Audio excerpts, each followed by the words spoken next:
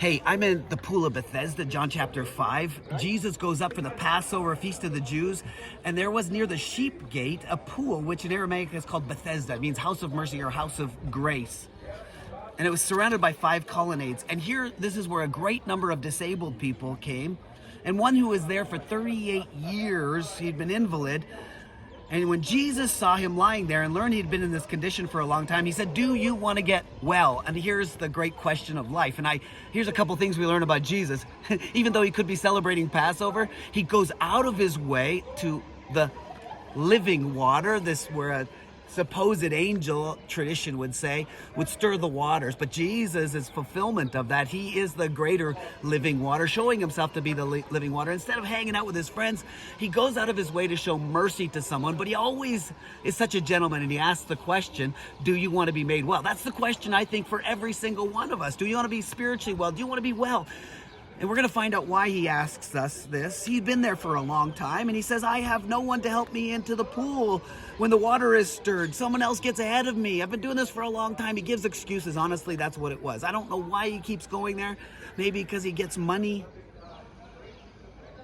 You know, so often what we do is we intellectualize, we give excuses, or we rationalize, or we justify. Oh, God, if you were in this position, you would do the same thing. Oh, I rationalize and justify my situation. So often our addictions and our issues and our sins that we don't want to deal with. And Jesus just drives home. Hey, do you want to be made well?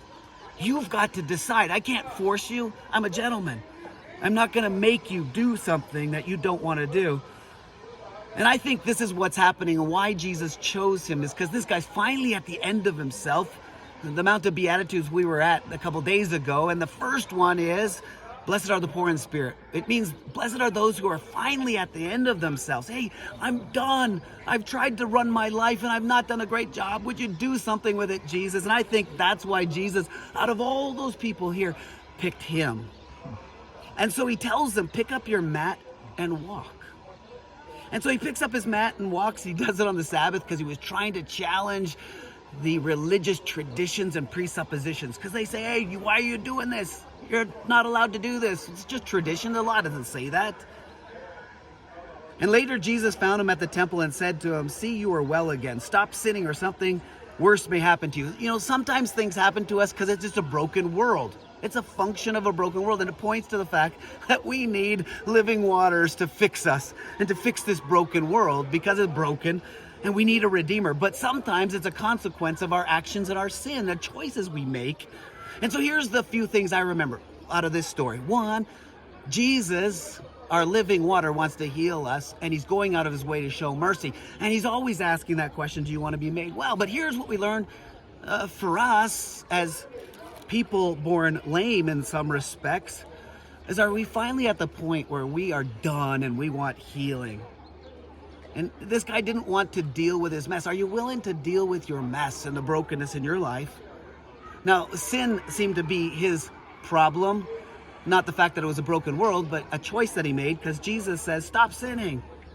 And so here's the deal. Don't wait 38 years. Don't wait another year. Don't wait another day for Jesus to address your sin and your issue. Psalm 139 says to search me and try me and see if there's any anxious ways within me. I think the key is take a look at our anxieties. Take a look at the things that we're constantly dwelling on and search them and give them over to God and pray, Lord, here's the things I'm anxious. Would you show me the cause and the root behind it? Because Jesus came to bind the brokenhearted, is what Isaiah tells us. That's his purpose. He wants to bind up your brokenness, to deal with your sin. You can't do it on your own.